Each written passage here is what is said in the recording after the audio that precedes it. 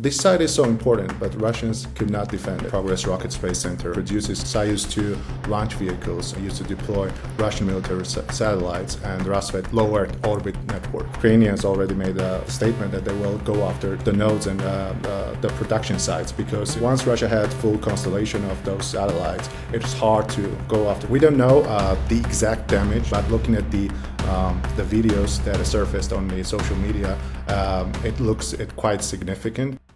Ukrainian forces carried out missile strike using domestically produced Flamingo FP5 cruise missiles to strike Progress Rocket Space Center on August 15. The factory produces Soyuz 2 launch vehicles used to deploy Russian military satellites and Rassvet low Earth orbit network. We don't know the exact damage, because battle damage assessment is still ongoing. We cannot verify, but looking at the videos that surfaced on the social media, it looks quite significant, because blow was and the explosion was quite significant, and it happened inside the factory. I think it will, at least in the short term, disrupt the manufacturing process there, and it is very significant for Ukrainians. And I think it was unsurprising, because Ukrainians see Rassvet program as a challenge. The Progress Space Center is one of the key enterprises in Russia's space program. So what are Russians are trying to do? Officially, they are saying that they're creating a commercial competitor to Starlink.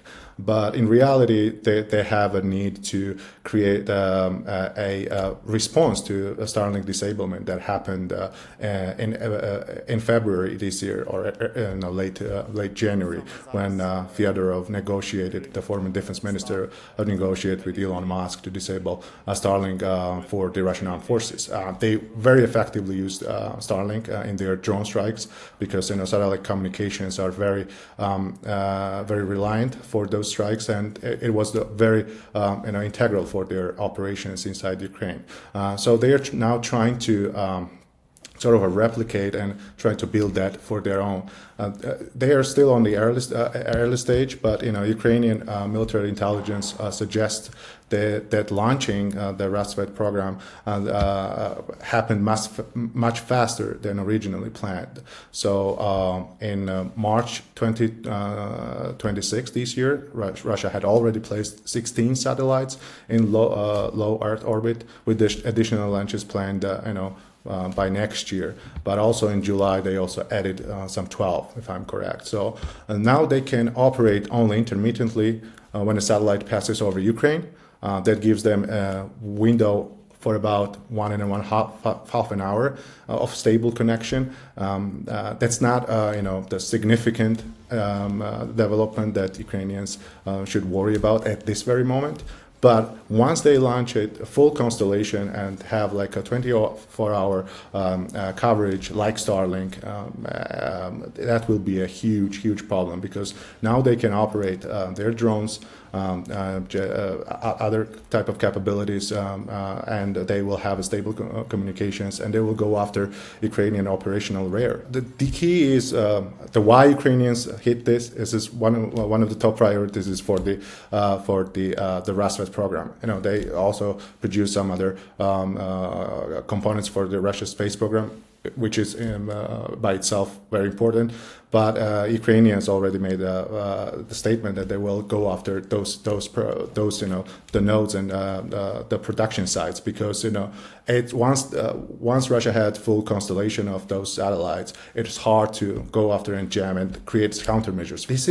This site is so important, but Russians could not defend it. So another key aspect to this operation is Russian air defenses, because Russians are trying to squeeze those air defenses and put in around Moscow and St. Petersburg, and Ukrainians going after those air defenses, and like around 250 air defense systems have been destroyed by Ukrainians, which is a staggering number for past 7 months. There are a couple of elements to Ukraine's long-range strikes. First of all, it's intelligence. So some people sometimes overlook the U.S. intelligence and Western intelligence sharing and support for Ukraine. It is vital and crucial, especially from long-range strike missiles, because Ukrainians acknowledge that many times that without U.S. and Western support, intelligence support, this will be very difficult for them to pull off. Second is that the Ukrainians have been going after those air defense networks, in occupied and with their middle and long range campaigns to degrade and treat those air defenses. And why is it important? Because then it gives gaps in those networks that Ukraine so effectively exploits.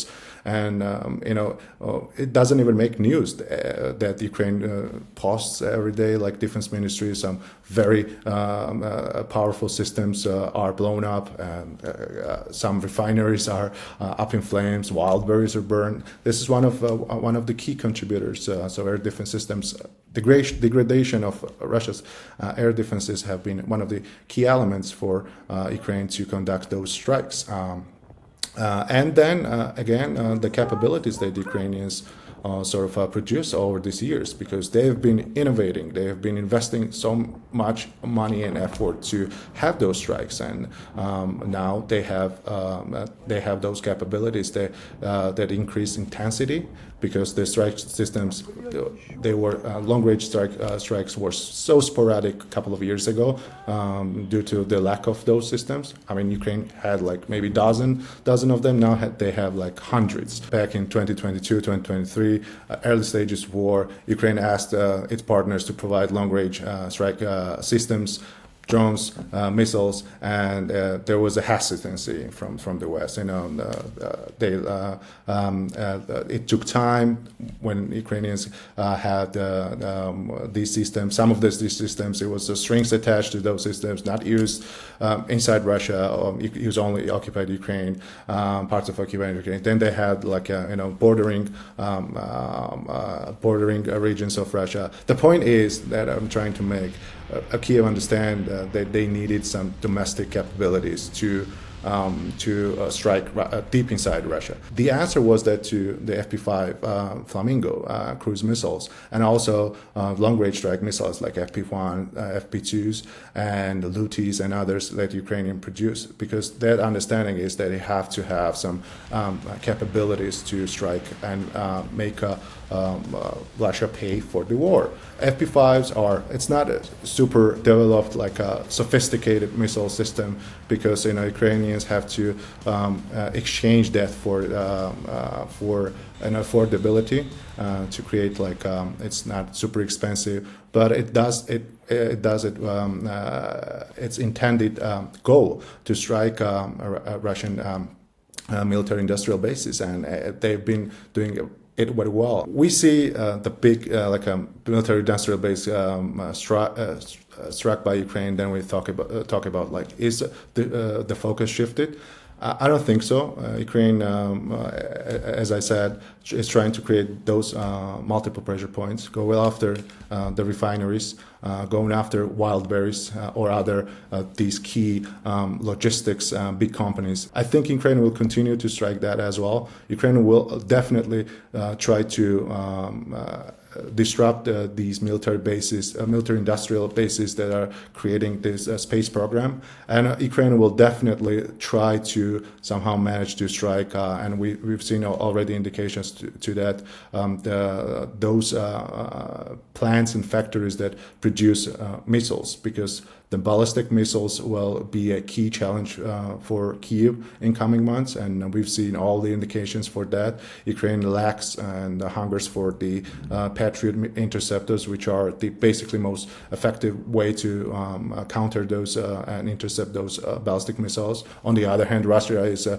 pumping money and the effort to ramp up the production for that, and Ukrainian military intelligence already said that they meet their goals, so they can strike maybe 100 ballistic missiles per month, which is staggering number, and which will be very difficult for Ukraine to counter. And I think Russia and the Kremlin and Putin in his mind again will try to